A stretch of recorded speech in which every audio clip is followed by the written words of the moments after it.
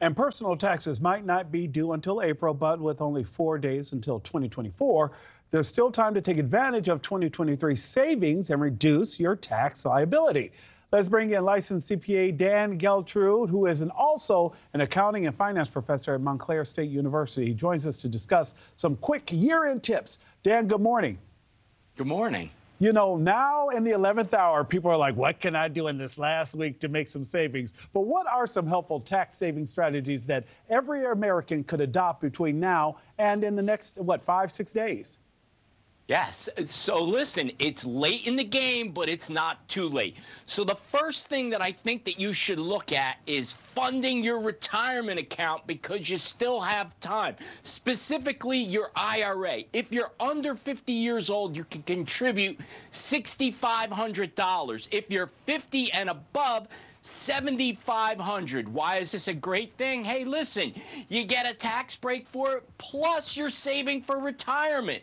Next thing, charitable contributions. If you are itemizing your deductions, here's an opportunity to increase those deductions by giving to charity. Again, it's a great thing. It's a twofer. You get a tax deduction and you're helping people out.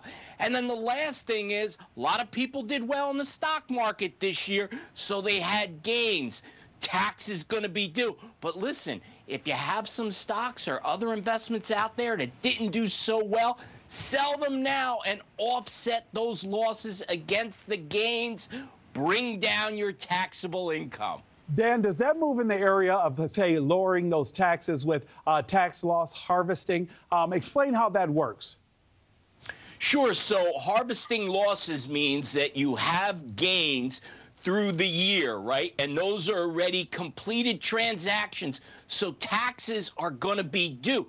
So what you want to do is take a look at your investments and say, let me harvest or put together these losses, sell those investments at a loss to offset those gains you've already incurred. And that ultimately is going to lower your tax liability. You need to do that before year end.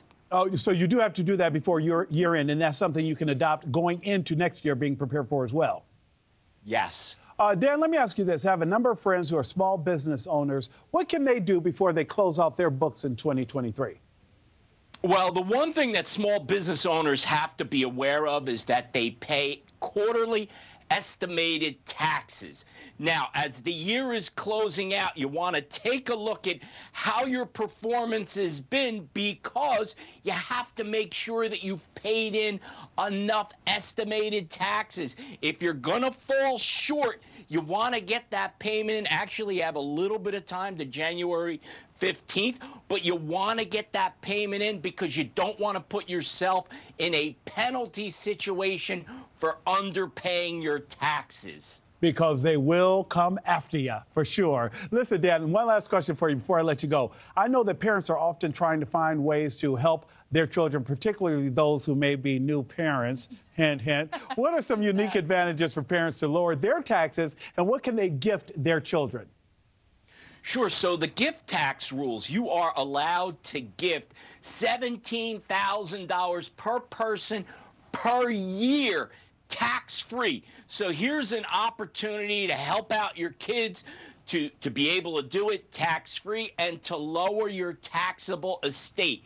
So, for example, parents can give a child $34,000, if you so choose, $17,000 per person to that child. It will make everybody happy, especially your children.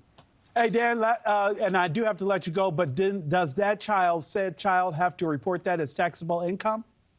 They do not. It's completely tax-free. Well, Dan, you know what?